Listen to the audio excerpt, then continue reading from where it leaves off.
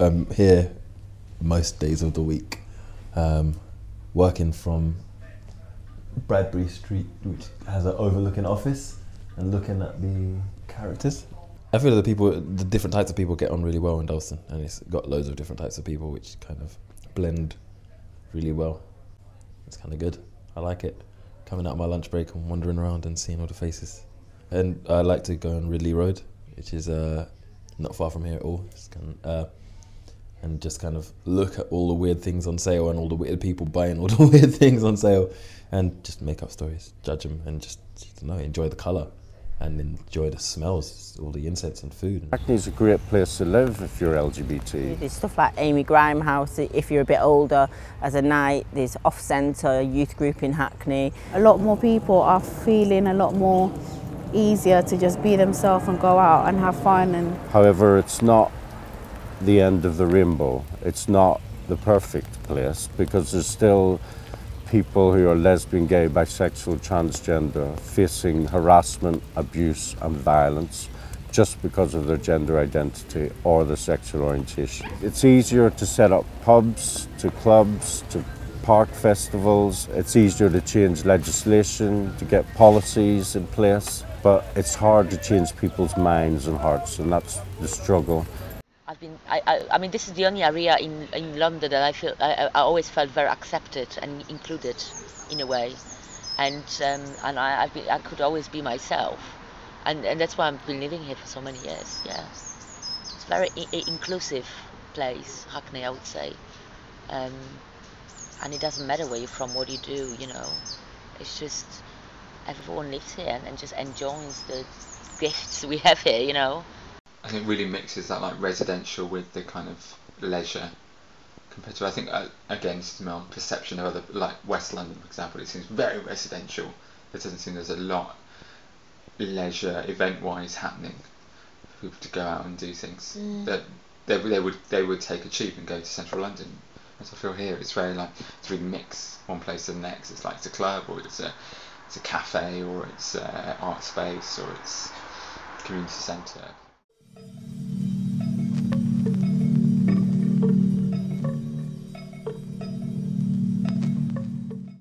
I think some of the positive changes in Dalston in the last 5 years is that, we've got a lot of new residents coming in, new types of people coming into the area, bringing in new money. Well, I live 2 minutes walk from Dalston Junction Underground. I cannot get to all parts of London within, I was at Crystal Palace a few months ago, within 45 minutes, so New Cross, yeah. I think there's an enormous amount that seems positive about the changes in Dalston. It's attracting young families. It's attracting, particularly as a mother, this is important for me because you want to improve the schools in the local area, and I think we're seeing lots of young families, and we see them here in Nancy's Pantry, who are coming to Dalston because the reputation of the schools is fantastic and it's getting better and better every time, and there's been an awful lot of change in that respect, which I think is extremely positive for the area. I also like the fact that there are new shops that are, small cafes and and small bars opening up. But I'm not very keen on the fact that they're building all these high-rise blocks at the end of the street by Dalston Junction. I'm all for mixed areas. I'm all for all types of people, and rich and poor and in between living in the same area. But I feel the tilt is going dramatically to not just affluent but actually very rich people moving into the area in numbers. The effect of that is that the businesses opening on the high street don't cater to the needs of me or my neighbours. Communities that live here, whilst they live side by side, they don't necessarily interact very much. So I wonder how much the new that new economy that is a positive thing about the changes in Dalston is actually having an impact on the communities that have lived here for many, many years. But then there's still a lot of poverty, and there's still, what I'd say, there's a wide gap between people, the haves and the have-nots. And I think some of the redevelopments have shown that up more. Yeah, I agree actually, because The area used to be quite community-based before, and it's almost like there's two communities, the quite wealthy community and the quite, oh God, that sounds awful, and the poorer communities, and it's actually more apparent. To be honest, it's one of the things that's on my mind every day. I think about what my family's future in Dalston is in the next 10 years, in the next 5 years even. To be honest with you, I think if we're still in Dalston, we'll probably still be in my flat, and haven't expanded our family, but in a cramped condition because we can't afford to upgrade to a 3-bedroom. And if we're not in that flat, then we would have moved out of London. All becoming focused towards home ownership. I'm concerned about the pace of change and the lack of involvement in how the change takes place, particularly for existing communities who feel that they're just not being listened to at all, and change has been swept over them.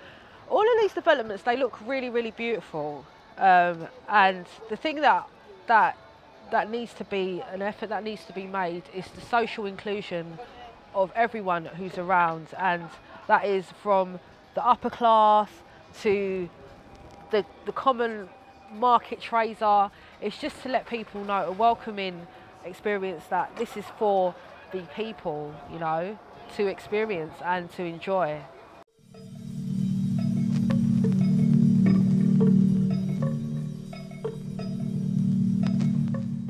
I remember Dalston 20-25 years ago,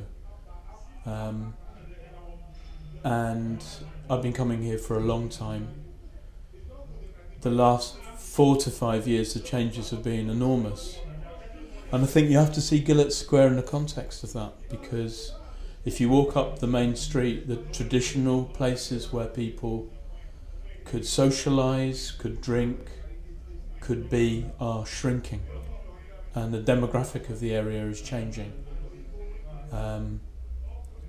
There's some positive things in that there's more places open and there's successful businesses and shops and taxi firms and various other, you know, places are doing well.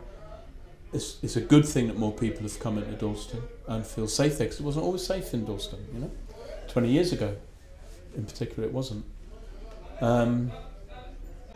But it does concern me when you have so many places where people socialise, where the entry is really money. In other words, those places are for people with money and they're for a particular demographic. The rider area has changed massively, and changed in a way that I think hasn't happened anywhere else, really. You know, what's happened in Dalston especially, you know, a lot of people would say gentrification or urbanisation or suburbanisation, really. I've seen it all happen. You know, when properties were one of the cheapest in London, in Dalston, in the E8 postcode, to now becoming in the top 10 most expensive postcodes to live in London. You know, we saw that whole progression. When nobody who wasn't from Dalston would have the courage or the guts to walk down the high street after 8 o'clock on a Saturday night. Now to see it looking like Soho, and it's really quite funny for me, really. It's just a natural progression, isn't it? And it benefits me personally because I'm a musician. Jabig, Sansa Dub, I'm a radio DJ, One Extra, Bang Radio. So I do have a lot of events in this area. So the so-called gentrification has really benefited my business because I have a lot of events going up and down the high road. So I've got nothing against it. Because of the work that we do, which involves residential conveyancing, employment law, criminal matters, housing matters. Most of our clientele are from quite local, Dalston and Gillett Square to be precise. I think the change with Gillett Square began probably over, I'll say, 4 years ago, just about that period. It's just also about the time that Dalston was changing. The social environment changed also. I think the people the make of the people also did change. So there was a lot of influx of different individuals in the vicinity. There was buildings, erection of new buildings and apartments, and obviously you saw the housing market also changing for the better. But yes, it was quite. It wasn't overnight, but you could see it happen if you lived around here, walked around here. I think more so it's a lot more city-like, but it hasn't lost the element that it had before, which is a mixture of different individuals and call of people around Dalston and Gillett Square. So I work for an organisation called Single Homeless Project, and we do support around tenancy, sustainment and benefits, and people with that need signposting or referring to agencies like mental health units or drug or alcohol prevention units. In terms of like the diversity of people here, it's amazing, because you get loads of people. You get people that are students, you get people that are working, you get people that are street-based homeless, you get people that are rough sleeping, you get people that are drinking. So and sometimes they're all together in the same place, and I think that's amazing. That's why I find it really interesting. Because you can get someone that comes over and says, you know, I'm working, but my rent is so high, I don't know what to do. So we'll give them information about where to find cheap rent, estate agents that do that consider a bit of housing benefit. We look into their benefit maximisation. So maybe if their income is not so high, then they could get housing benefit. I think Hackney's changed a lot, because I live in Hackney all my life. I've lived here and I've worked here all my life and I've studied here all my life. But now I work in Islington. But Hackney, I think over the years, it's really, really improved. It's more accepting of people, I think. There's a lot of different type of people around, and people are quite, it's like a little community, but everyone's willing to be there for each other. But on the other end of the spectrum, you've got difficulties that older people face. And they're quite often invisible in terms of their isolation and their needs for increasing care as they get older. I'm thinking particularly about social care support, and that's something that's affecting all older people, but more so LGBT older people, because they are less likely to have birth families, they're less likely to have social networks that support them.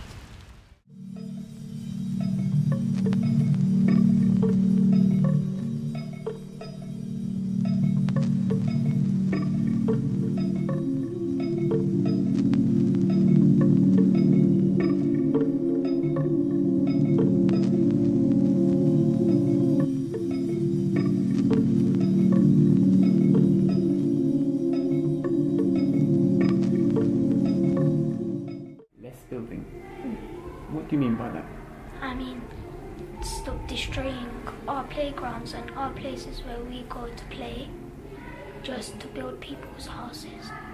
Because when some people are poor, we can like give them some money so they can feel better, and they can have a home and have peace and quiet with their family and friends.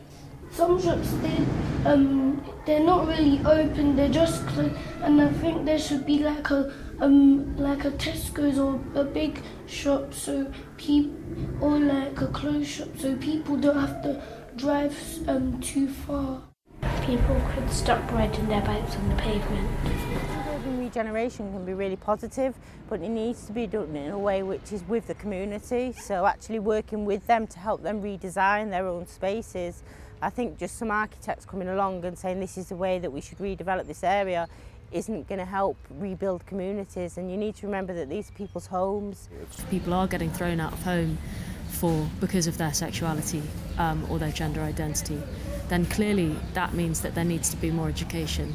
We moved here because we knew the local area and we knew there were lots of young children here, and so we've adapted our business model to cope with that demand from different age groups, and cope with what young mothers are particularly telling us that they want from a place like this, and just making sure that we've got a large range of menu items that will be affordable and accessible to local residents. We don't want this to be a clique, we want this to be open to everybody, definitely.